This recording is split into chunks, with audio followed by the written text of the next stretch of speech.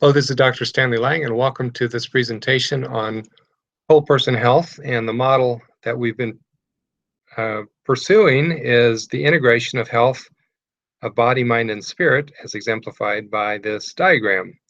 And today I'd like to focus on emotional health and the role of that it plays in producing physical symptoms, and how chronic stress plays a role in the expression of emotional dis-ease.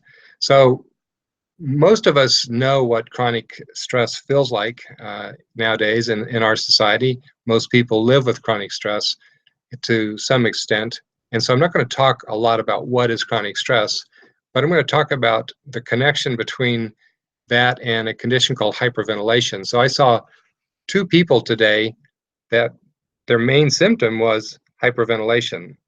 So a little bit about hyperventilation. And so basically, we've all probably seen TV shows or movies where somebody's hyperventilating, and they usually show it fairly dramatically. They're huffing and puffing, breathing hard, and that's the usual image of hyperventilation.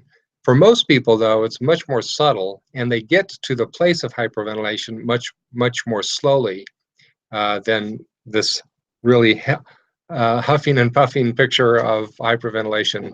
And for most people, they get there simply by taking a deep breath called a sigh too often. So all of us sigh occasionally, and the reason for that is a physiologic reason. It helps us to fully expand our lungs occasionally, so that the parts of our lungs that we're not needing when we're just sitting around don't collapse on themselves, which a technical term that in medicine we call atelectasis, when little portions of the lungs, the little alveoli collapse together, and that would happen if we didn't occasionally take a deep breath.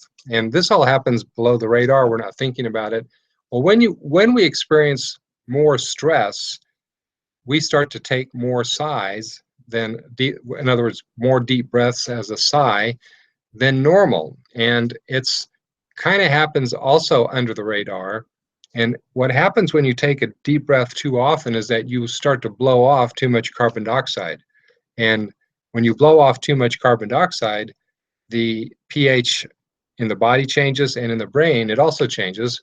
And in this scenario, the brain gets the message backwards. It interprets this change in pH and acid-base level and as the opposite of what it really is, and it stimulates us to breathe even more deeply, more frequently. And so it actually aggravates the hyperventilation state.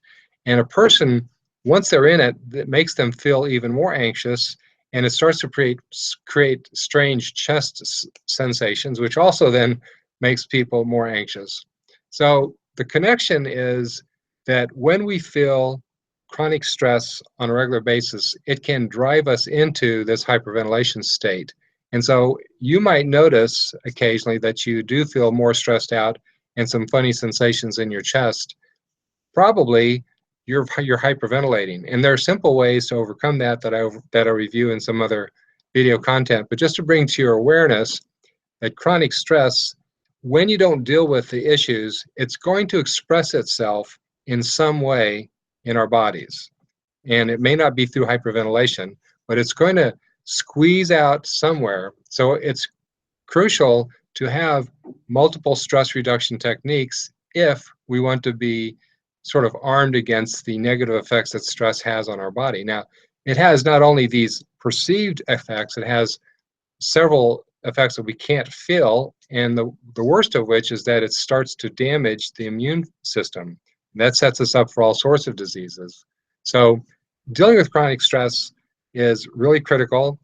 If you're having occasional hyperventilation, it's kind of like the canary in the mine. It's warning you there's something going on that's a stress-related process, and you're been given an opportunity to do something about it. So I hope you found this information helpful. God bless and have a great day.